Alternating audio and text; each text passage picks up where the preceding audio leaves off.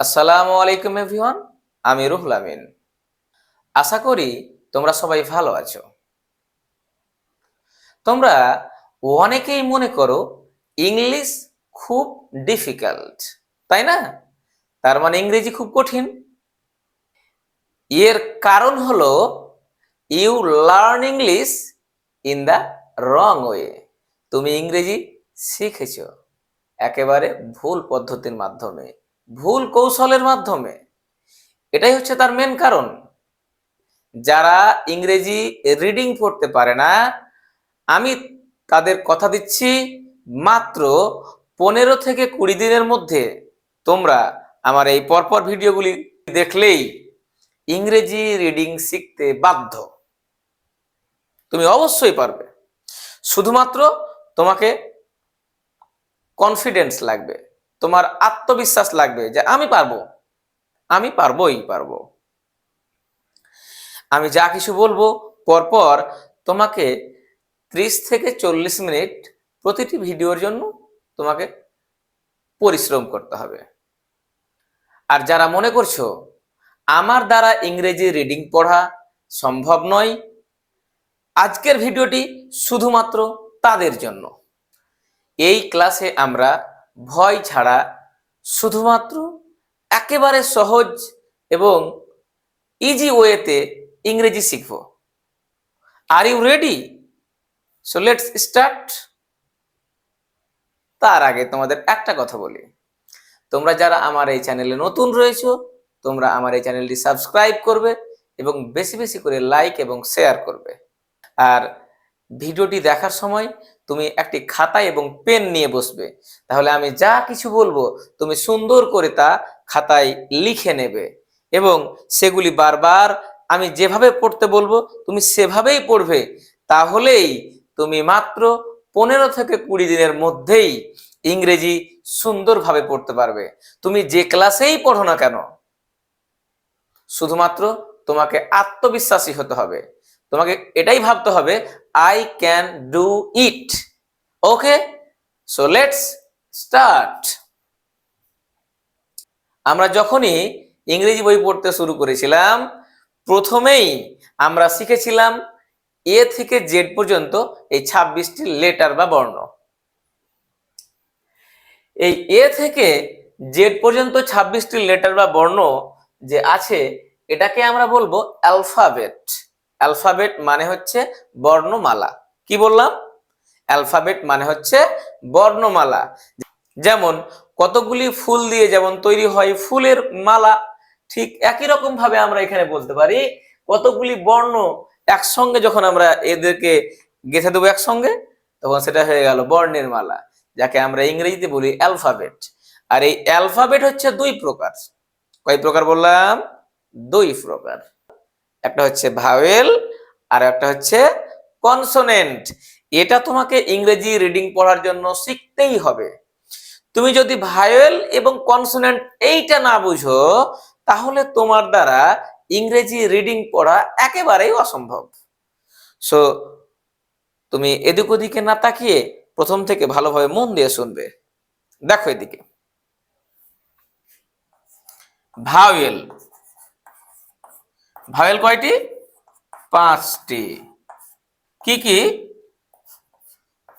এ, ই,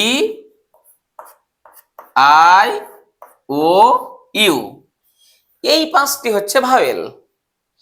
এবং ইংরেজিতে আরো এক রকম ভাওয়েল আছে, সেটাও তোমাদের জানতে হবে। সেটা আবার কি? Semi vowel. Semi vowel. এটা আবার কয়টি? 2টি। একটা হচ্ছে ডব্লিউ, একটা হচ্ছে ওয়াই। এই দুটি। তাহলে আমরা পেলাম ভাওয়েল 5টি, এ, ই, আই, ও, ইউ, এবং সেমি ভাওয়েল 2টি, ডাব্লিউ, ওয়াই। তাই না? আর আমি কি বললাম? এই অ্যালফাবেট দুই প্রকার, একটা হচ্ছে ভাওয়েল আর একটা হচ্ছে কনসোনেন্ট। কনসোনেন্ট। আর এই কনসোনেন্ট হচ্ছে 21টি। কয়টি বললাম? 21টি। এটা আবার কি কি দেখো তাহলে, এ থেকে জেড পর্যন্ত টোটাল 26টি অক্ষরের মধ্যে এই 5টি vowel A E I O U, A E I O U. তাহলে এই 5টি ভাওয়েল বাদ দিয়ে বাকি যে 21টি থাকলো সেই 21টি হচ্ছে কনসোনেন্ট। বুঝা গেছে ব্যাপারটা? দেখো তাহলে এই কনসোনেন্ট কয়টি? 21টি। এবং এই যে কনসোনেন্ট এবং যে ভাওয়েল, এটা আমাদের একটু জানতে হবে এইগুলি সম্পর্কে। ভাওয়েল এর বাংলা মানে হচ্ছে স্বরবর্ণ। কি বললাম? ভাওয়েল এর বাংলা মানে হচ্ছে স্বরবর্ণ, আর কনসোনেন্টের বাংলা মানে হচ্ছে ব্যঞ্জন বর্ণ। কি বললাম? ভাওয়েল মানে স্বরবর্ণ আর কনসোনেন্ট মানে ব্যঞ্জন বর্ণ। আর আমি এটা কেন বললাম? কারণ উচ্চারণের সময় আমার এগুলি দরকার। এখানে দেখো, আমি যদি এটাকে উচ্চারণ করি এ, তাহলে কি আসলো? এ, এই আসলো। মানে যেসব বর্ণ বা যেসব লেটার নিজে নিজে বা একাই কারো সাহায্য ছাড়াই উচ্চারিত হতে পারে, উচ্চারিত হয়, তাকে বলা হয় ভাওয়েল বা বাংলায় স্বরবর্ণ। আর যেসব বর্ণ নিজে নিজে উচ্চারিত হতে পারে না, অন্য কোনো বর্ণের সাহায্য লাগে, তাকেই বলা হয় কনসোনেন্ট বা ব্যঞ্জন বর্ণ। যেমন দেখো, এটা হচ্ছে ভাওয়েল, এটা হচ্ছে কনসোনেন্ট, তাই না? তাহলে এখানে উচ্চারণ করো এ, তো এ, এই আসছে। আমি যদি বলি এটা বি, তো শেষে কি আসলো? বললাম বি, তো শেষে কি আসছে? ই। তাহলে এটা তো আবার ভাওয়েল, তার মানে কি হলো? ভাওয়েলের সাহায্য লাগলো।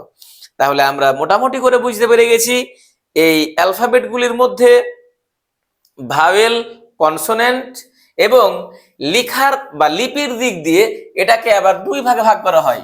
একটা হচ্ছে, এটা হচ্ছে ক্যাপিটাল লেটার মানে বড় হাতের এবিসিডি যাকে আমরা বলি, আর এটা হচ্ছে স্মল লেটার মানে ছোট হাতের এবিসিডি। কারণ লিখার জন্য আমাদের এগুলো জানতে হবে, কারণ লিখার ব্যাপার আছে কিছু। আমরা কোনটা কিভাবে লিখবো, সেই লিখার যে পদ্ধতি, লিখার যে সিস্টেম, সেইগুলির কারণে আমাদের এই বর্ণগুলিকে খুব ভালোভাবে চিনতে হবে এবং বারবার তোমাদের লিখে লিখে প্র্যাকটিস করতে হবে। আর আজকের ক্লাসের মেন উদ্দেশ্যই হচ্ছে আমাদের যেভাবেই হোক ইংরেজি রিডিং পড়া শিখতেই হবে। এটাই হচ্ছে আজকের ক্লাসের আমাদের মেন বা প্রধান লক্ষ্য বা গোল। এটাই তোমাদের সবাইকে ভালোভাবে মনে রাখতে হবে, তাই না? সেই কারণে আমাদের আজকে প্রথম ক্লাসের ইন্ট্রোডাকশন এইটুকুই। এর পরের দিন আমরা শুরু করব এই যে অ্যালফাবেটগুলি, এই অ্যালফাবেটগুলি বাংলা অক্ষরের সঙ্গে কম্পেয়ার করে। যেমন বাংলায় যেমন আমরা কি বলি স্বরবর্ণ, যেমন অ আ এগুলো স্বরবর্ণ, আর বাংলায় যেমন আছে বর্ণ ব্যঞ্জন বর্ণ। ব্যঞ্জন বর্ণ কোনগুলো? যেমন ক খ, তো কয়ে কি হয়? যেমন কয়ে কে হয়, কয়ে সি হয় না, এগুলো এর পরের দিন শিখবো আমরা। তাহলে তুমি যদি পরপর আমার এই ক্লাসগুলি করতেই থাকো, তাহলে তুমি দেখতে পাবে মাত্র 15 থেকে 20 দিনের মধ্যেই তুমি তার ফলাফল নিজের চোখে স্বচক্ষে দেখতে পাবে। আর তুমি অবশ্যই ইংরেজি রিডিং পড়তে শিখবে, এই আশা রেখে আজকের এই ভিডিওটি শেষ করছি বা আজকের এই ক্লাসটি শেষ করছি। দেখা হবে পরবর্তী ক্লাসে। বাই।